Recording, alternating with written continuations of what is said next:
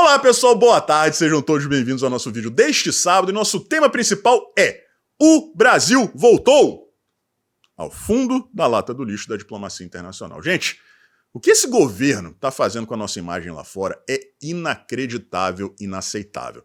Não diria ainda irreversível agora. Se continuar nessa toada por muito tempo, vai ser difícil de consertar. Os últimos acontecimentos são chocantes sobre aquele conflito lá no Oriente Médio. A gente não pode falar os nomes no início do vídeo, porque pode dar problema, mas vocês com certeza captaram a mensagem. Estamos no eixo do mal, junto com os párias.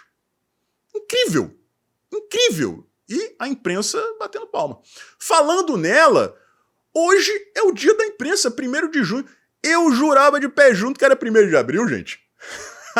Vou trazer aqui agora para vocês uma série de postagens nas redes sociais, instituições, né, veículos de imprensa aí, e matérias também, para vocês verem como o negócio é todo muito bem ensaiado.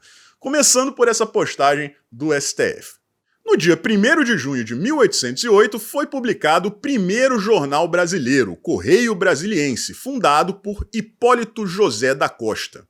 A data passou a ser celebrada como o Dia da Imprensa, em homenagem a esse marco para o trabalho da imprensa profissional no Brasil. Contém hashtag acessibilidade. E aí vocês veem a arte que foi publicada junto com a postagem. A imprensa livre dá voz à democracia. Ô democracia, minha filha! Você não fica revoltada de ser abusada desse jeito, não? Eu vou falar o quê, gente? O que eu vou falar depois de ler um negócio desse? Isso não é mais uma realidade alternativa, um universo paralelo. Não é Nárnia mais, não. É um teatro em que apenas os atores acham que ninguém percebe que é atuação. Tudo bem, a imprensa brasileira, de fato, tem liberdade. A imprensa profissional, como fez questão de pontuar o STF nessa postagem. Porque eu não sou imprensa profissional, eu sou um blogueiro bolsonarista. Vejam só, tem que falar desse jeito. Blogueiro bolsonarista, eu não sou ninguém. Eu sou da extrema-direita, pessoal, e quem é da extrema-direita não merece respeito. Porque nós somos o quê? Nós somos negacionistas, nós somos radicais, né? E todos aqueles óbicos que vêm juntos, né? E os istas também. É assim, mas eles não, eles são perfeitos. E por serem perfeitos, recebem procuração para falarem o que eles quiserem, inclusive mentiras. É isso, é uma relação ali, né, de afeto mútuo. E eu vou trazer aqui para vocês a prova disso. CNN Brasil, por Pedro Venceslau, chama a atenção Moraes, que teve família ameaçada, a autorizar a ação da PF. Chama a atenção. Gente, o Moraes é o suposto alvo dessas pessoas que, pasmem, ao ameaçarem supostamente o Alexandre de Moraes, atentaram contra a democracia. Aquela mesma figura penal que foi usada para colocar um monte de tiazinha e de tiozão na cadeia, por causa do 8 de janeiro. Ameaçaram a democracia e tal. Mesma coisa dessas pessoas, desses acusados aí. Só que o Moraes é a suposta vítima, porque ele faz parte da própria família, claro. Então ele, como magistrado, jamais poderia ter expedido essa ordem de prisão preventiva. Nunca, gente, ele é a suposta vítima. Aí o cara da CNN, ao invés de criticar, vai lá e diz: chama a atenção, caramba, rapaz. O que chama a atenção é a melancia na cabeça. O que chama a atenção é uma roupa laranja cheia de lantejola. Isso chama a atenção. Agora, você dizer que isso aí chama a atenção, não, isso é errado. Mas eles não têm a dignidade de criticar isso aí. Por quê? Justamente por conta dessa interdependência, que foi fomentada, não foi criada, ela foi fomentada por ambos os lados. Até o presidente da OAB, pasme, o presidente da OAB, aquele que vai entrar com um pedido no STF para que seja revertida a decisão, né, de acabar com as saidinhas, até esse cara criticou a operação deflagrada pelo Moraes. Mas a imprensa está lá, né, dizendo, não, só chama a atenção. Chama a atenção. Né? Que sinergia, não? Que sinergia. Essa sim, cheia de lantejoulas. né? E é a mesma imprensa que agora está revoltada com a possibilidade do Donald Trump continuar concorrendo à Casa Branca, apesar de ter sido condenado por um tribunalzinho mequetrefe de um condado de Nova York. Guga Chakra quase tem um filho, aquele que afirmou que o mundo ficaria mais suave depois que o Donald Trump deixasse a Casa Branca. Vejam o sem número de conflitos que nós temos tido aí desde que o Donald Trump deixou a presidência. É impressionante. E esse cara, né, esse sabugo, né, com esse cabelo de vassoura piaçava, que não acerta uma, segue lá, dando seus pitacos. Incrível, incrível. E aí ele tá lá, revoltado. Agora, porra, deixa eu ver se eu entendi aqui. O cara é condenado por transar com uma atriz de filmes eróticos e por comprar o silêncio dela. É errado moralmente? É. Se ele era casado, é um caso extraconjugal, mas isso aí ele resolve em casa com a mulher dele. Se ela resolveu ficar com ele, então eles resolveram seus problemas.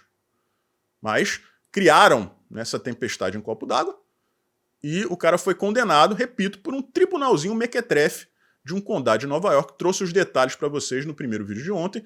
Só lembrando aqui, neste condado, nas últimas eleições, o Trump teve 6% dos votos. Era um júri popular. O procurador patrocinado, financiado sua campanha, porque ela tem campanha para procurador e para juiz, o procurador foi financiado pelo George Soros. E o juiz é doador do Partido Democrata e a sua filha é alta funcionária do partido. Mas ele foi condenado. Então, para o Guga Chakra, para a imprensa, ele não deveria concorrer à presidência da República. Né? Um julgamento de primeiríssima instância. Mas assim, a instância mais rasteira que existe na justiça americana. Agora, um tal de Lula foi condenado em 3 instâncias diferentes por unanimidade. Mas não foi por transar com atriz pornô, não. Foi por corrupção mesmo. Generalizada. O aparelhamento total e absoluto do Estado. De empresas públicas.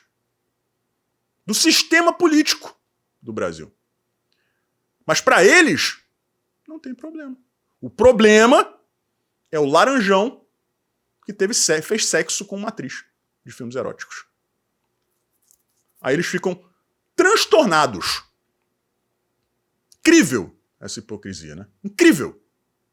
Mas agora vamos lá, vamos falar do Brasil. Lá fora, né? Pária internacional. Nanico, Hobbit.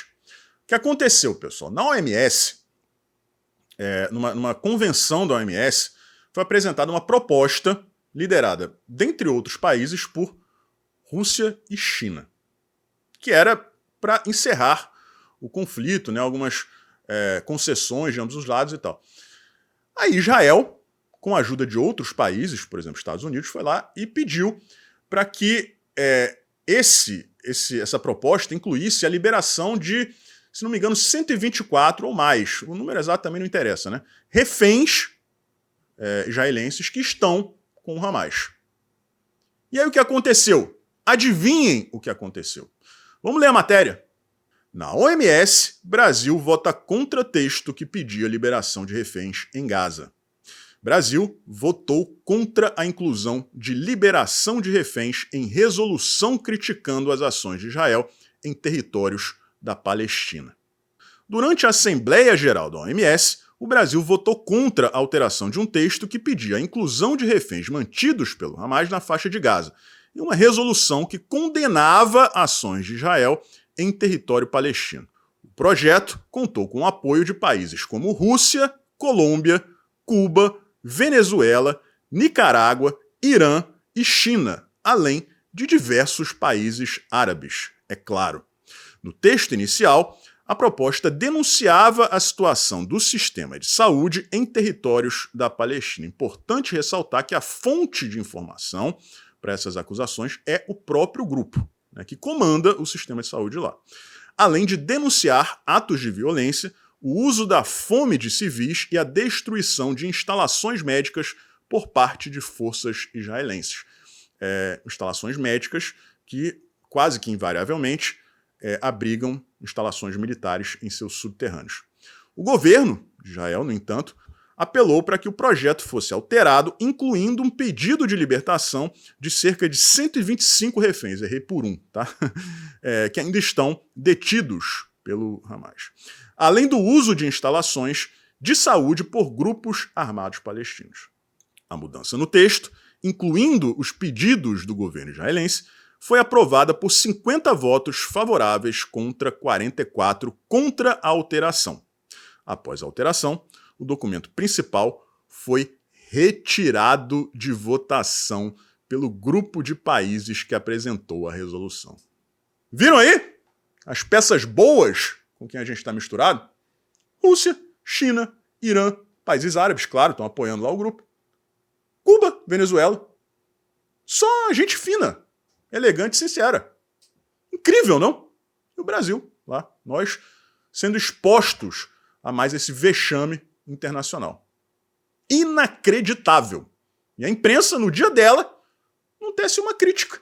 Só dá a notícia. Brasil vota contra. Liberação de refém, gente. Liberação de refém. Vejam bem, Israel não pediu para que a resolução fosse jogada no lixo, não. Beleza, vamos fazer isso aí. Agora, inclui os reféns. Não quiseram. Votaram contra, Brasil no meio. E depois retiraram de pauta a resolução original. São essas pessoas que dizem que querem a paz, mas não pode liberar refém.